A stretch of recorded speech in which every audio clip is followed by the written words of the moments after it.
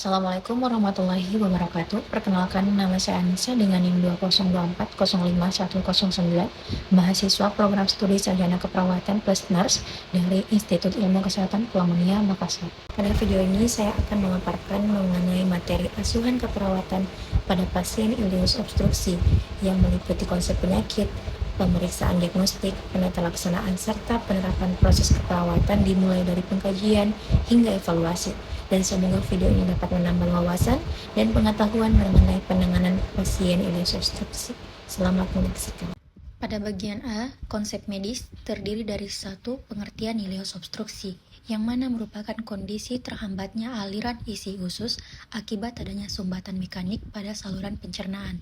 Sumbatan ini dapat terjadi secara parsial atau sebagian, maupun secara total atau seluruh lumen usus, sehingga isi usus tidak dapat melewati saluran gastrointestinal secara normal dan dapat menyebabkan gangguan pada pergerakan dan fungsi pada usus. Yang kedua ada anatomi dan fisiologi sistem pencernaan manusia. Sistem pencernaan berfungsi mengolah makanan yang masuk ke dalam tubuh sehingga zat gizi dapat diserap dan didistribusikan ke seluruh tubuh. Adapun organ sistem pencernaan pada manusia, nah teman-teman, sebelumnya kita ketahui terlebih dahulu, saat kita memakan makanan, itu akan melewati rongga mulut. Nah, di mulut ini terdiri dari gigi, lidah, dan kelenjar ludah yang berfungsi sebagai tempat masuknya makanan, mengunyah dan menghancurkan makanan atau pencernaan mekanik, mencampur makanan dengan saliva yang mengandung enzim amilase atau pencernaan kimiawi sehingga membentuk bolus agar mudah ditelan. Yang kedua, ada faring dan esofagus atau kerongkongan yang memiliki fungsi untuk menyalurkan makanan dari mulut ke lambung, dan epiglotis mencegah makanan masuk ke saluran pernapasan, dan adanya gerakan peristaltik untuk mendorong makanan menuju ke lambung. Yang ketiga ada lambung. Di sini berfungsi sebagai menampung makanan sementara, mengaduk dan menghancurkan makanan, dan melanjutkan proses pencernaan secara mekanik dan kimiawi.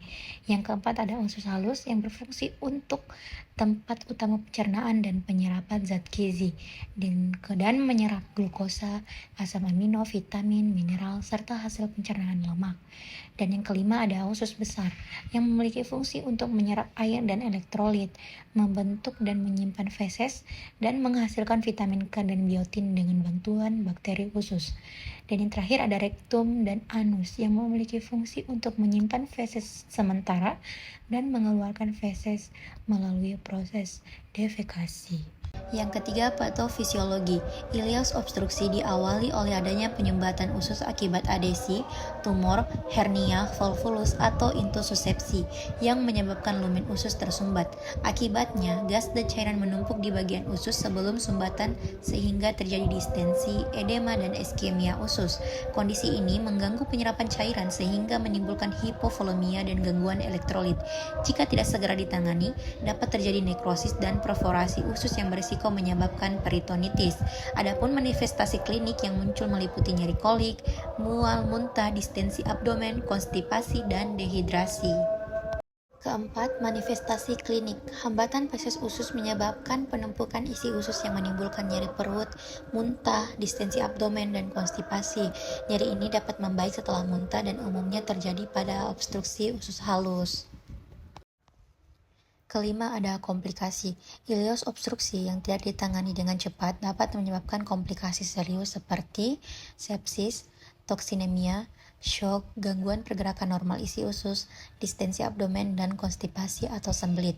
Adapun komplikasi pasca laparotomi atau pasca operasi, yang pertama distensi abdomen, konstipasi, pendarahan, shock, infeksi luka operasi, nyeri pasca pembedahan, gangguan istirahat atau tidur, dan ketidaknyamanan. Yang keenam ada pemeriksaan diagnostik. Yang pertama ada persiapan pemeriksaan. 1. Identifikasi pasien menggunakan minimal 2 identitas. Yang kedua, jelaskan tujuan dan prosedur pemeriksaan.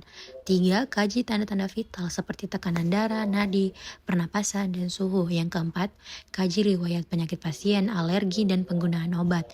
Dan yang terakhir, pastikan pasien dalam kondisi aman dan nyaman. Selanjutnya, pelaksanaan pemeriksaan. Pemeriksaan penunjang ileus obstruksi. Yang pertama, pemeriksaan fisik menunjukkan distensi abdomen, perubahan bising usus, dan nyeri tekan. Yang kedua, pemeriksaan laboratorium dapat menemukan gangguan elektrolit dan leukositosis.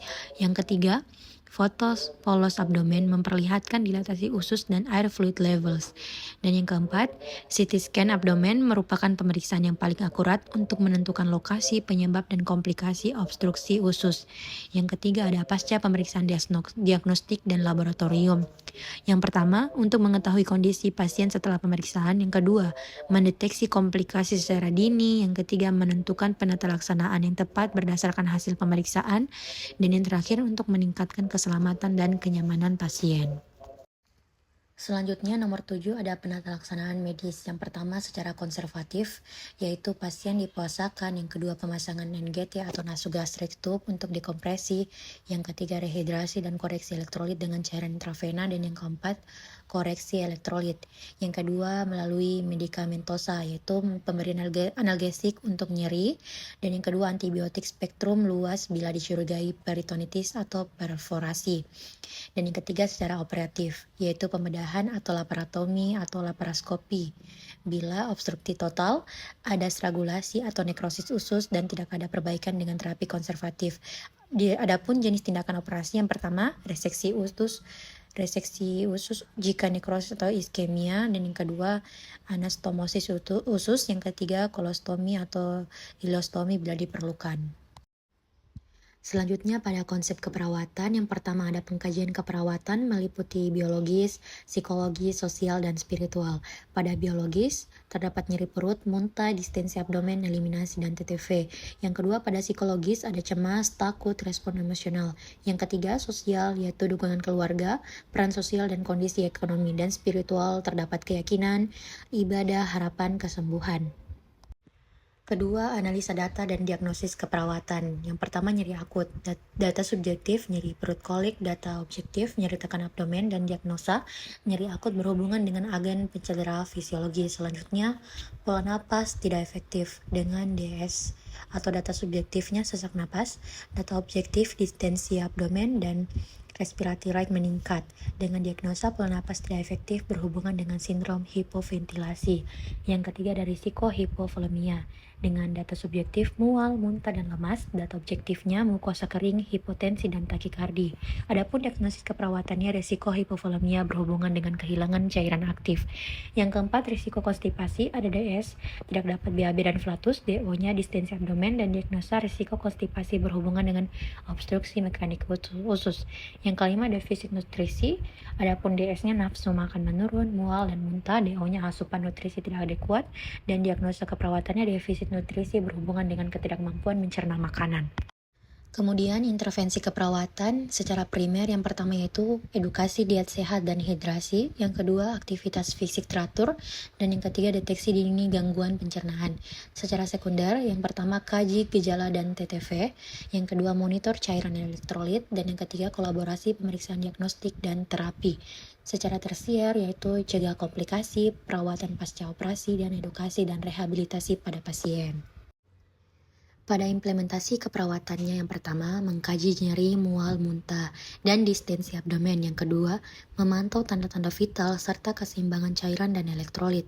Yang ketiga, mengobservasi BAB, flatus, dan status nutrisi pasien. Yang keempat, berkolaborasi dalam pemasangan nasogastric tube atau NGT, dan yang pemberian cairan intravena dan obat-obatan. Dan yang kelima, memantau tanda-tanda komplikasi serta mendokumentasikan respon pasien. Kelima, evaluasi keperawatan secara biologis yaitu tanda vital stabil, nyeri dan distensi abdomen berkurang. Secara psikologis, kecemasan menurun, pasien lebih tenang dan memahami kondisi penyakitnya. Secara sosial, pasien berinteraksi dengan baik, keluarga terlibat dan memberikan dukungan. Dan secara spiritual, pasien dapat menjalankan ibadah sesuai keyakinan dan menerima kondisi dan lebih optimis terhadap kesembuhannya.